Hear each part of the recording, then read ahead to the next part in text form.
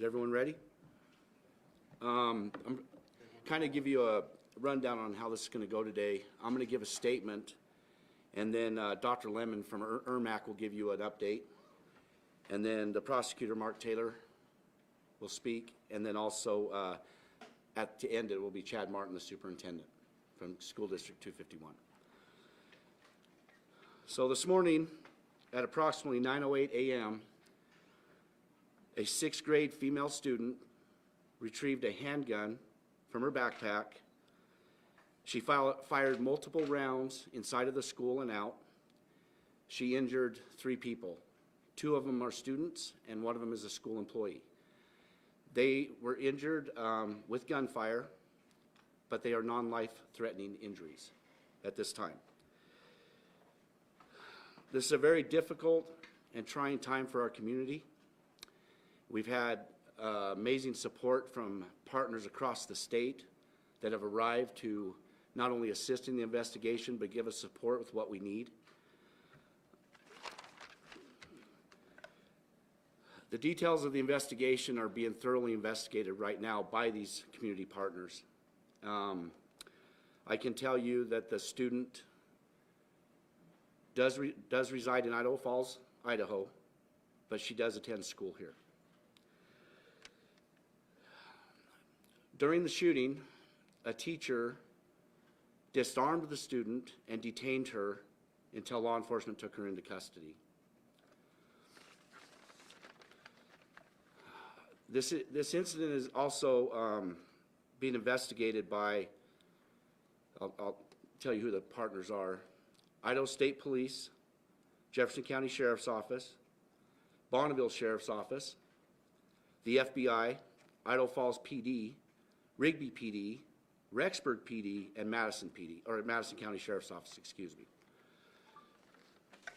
We don't have a lot of details at this time of why that is being investigated. We're following all leads, and we will go from there as far as if there's going to be any more suspects involved or a reason of why this happened. We will relay that to you when we have that information.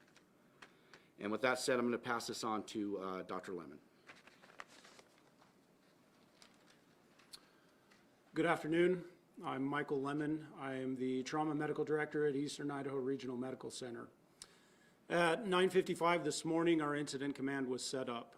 We got notification that there was a shooting at a middle school in Rigby. We were notified that there were 3 patients that were coming to us as gunshot wound victims. We mobilized our trauma service, including our emergency room, our operating rooms, and multiple different capabilities throughout the trauma system in order to take care of these patients. I can report to you that fortunately we were blessed that each of these individuals sustained non-life-threatening extremity injuries. Our 2 pediatric patients will be monitored overnight in the hospital. Our adult patient injured has been treated and released from the hospital already. At this time, from a hospital standpoint, we want to absolutely express our condolences to the victims of this who were both shot, as well as the victims who sustained emotional trauma in going through this. We express our condolences to the community in Jefferson County and appreciate both the teachers, the emergency staff, as well as the police departments that appropriately took care of these patients, and hopefully we can get through this together. Thank you.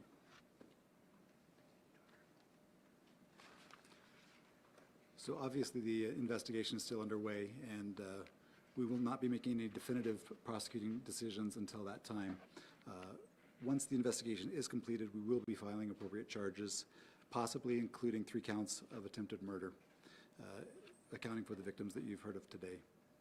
And that is all we have to say for now. Could you say and spell your name, please? Mark Taylor, M-A-R-K-T-A-Y-L-O-R.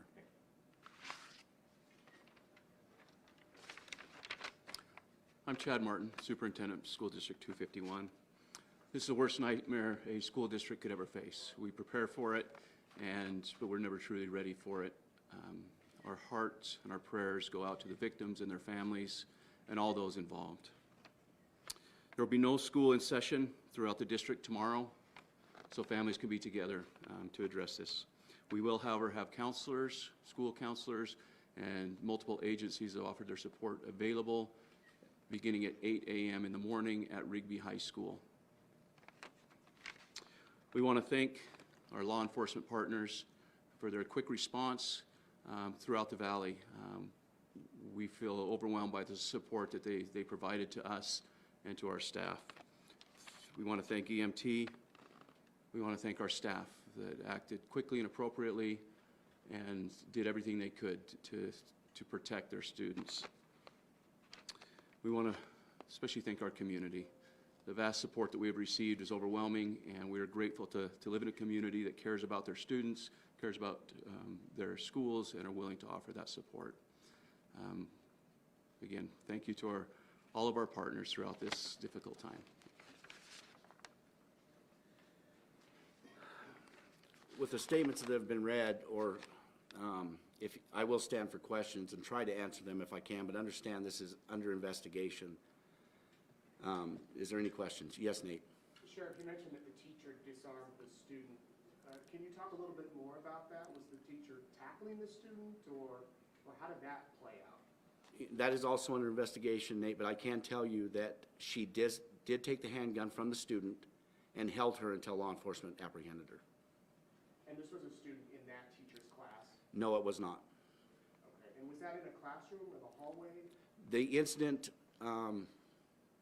incident took place in the hallway and outside of the school. Yes. Yes. Talk a little bit more about how this played out. Did it start in the hallway or outside, and how did this develop?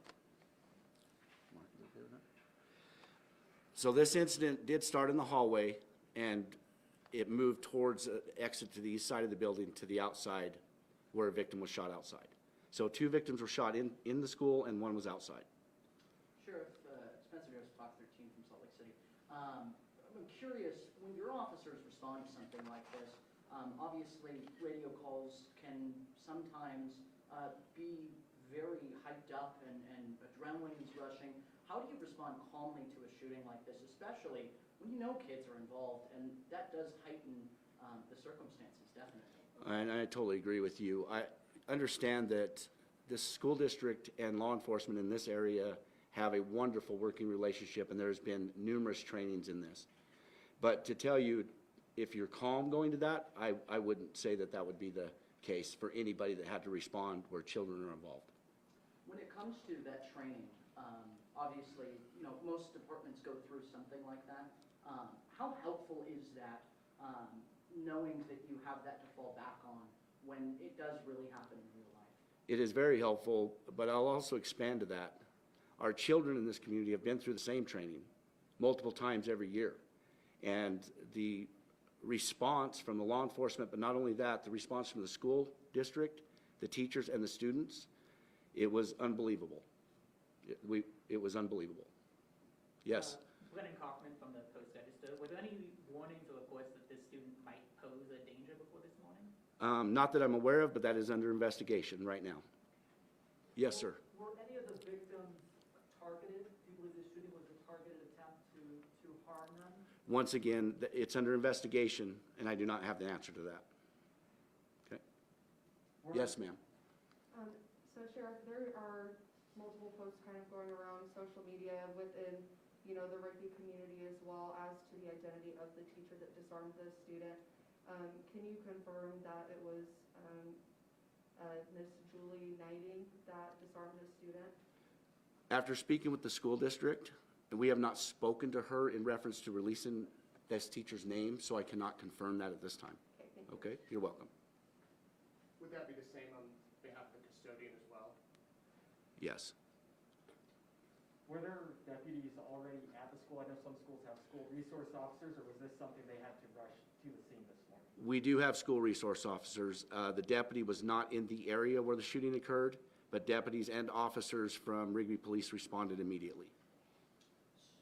As we speak, there are people setting up a sign outside the school in support of all these students. What does it mean to you, and whoever else wants to answer this, that the community is so supportive of what happened and making sure that the students are okay when they go back to school whenever they do? I'm going to refer that question to the superintendent, because I believe he's answered that very eloquently, okay? I was not aware of the specific sign, but I can tell you from the time we've got students out of the building, move them to the high school, within 30 minutes, we had agencies here helping, bringing food, water, blankets. It's, like I said, it's overwhelming for the support that we had. Multiple people texting, emailing, calling, coming, asking what they can do to help. So the support from the community was overwhelming, and I have no doubt it will continue to be that way. For the prosecutor, given that the suspect is a juvenile, how much information are you going to be able to release in the coming days about the charges, court proceedings? Are we going to hear anything more about this situation here in the next few weeks? Well, that depends on when the investigation is completed. Once the investigation is completed, then we will be assessing all of the information to determine the appropriate charges at that time. And I'll leave it at that. Can anyone say anything more about the injuries to these three victims? Were they shot once or multiple times, and how badly were they hurt?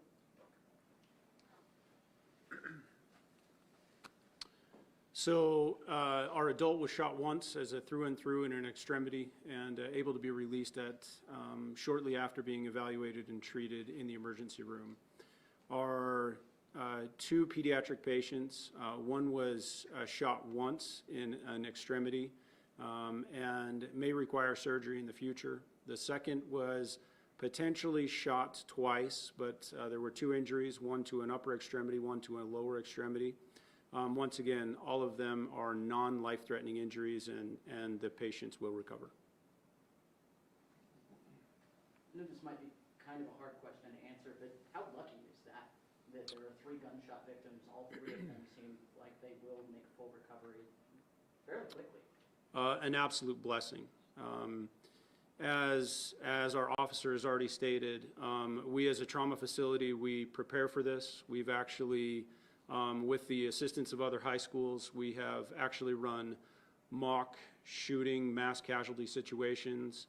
All of those situations did not include completely survivable injuries.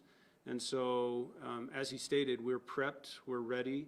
Our trauma system was prepared for this when it came on, and the fact that the injuries are as insignificant as they are right now, not saying that they aren't bad, but they could be so much worse, we feel absolutely blessed. And did I understand correctly that those two pediatric patients could potentially go home tomorrow? Our two pediatric patients are going to be monitored in the hospital overnight. They're under what we'd call a fair condition. Both of them are completely stable. We want to continue to monitor those injuries and make sure they don't need any other further surgical treatment, and then potentially could be dismissed tomorrow. Can you say if they're male or female? I cannot. For the sheriff and the superintendent, how well prepared do you feel that the school district was to handle something like this? It's not happened around here. As the sheriff mentioned, we train very frequently with the sheriff and also on our own for situations. I don't think we can ever fully be prepared, but I feel like our staff reacted and our students reacted in the best possible way for the best possible outcome. We will obviously take time over the next days and weeks to reevaluate and see where we can continue to improve. But as a whole, I'm very pleased with the way our staff responded. Yes, sir. Can you say what kind of weapon it was? That is under investigation, but it was a handgun. Details of caliber? No. Do we know where she got it? I do not know that at this time. And what's the status of the suspect? Is she being held somewhere? She is in the Jefferson County Sheriff's Office at this time.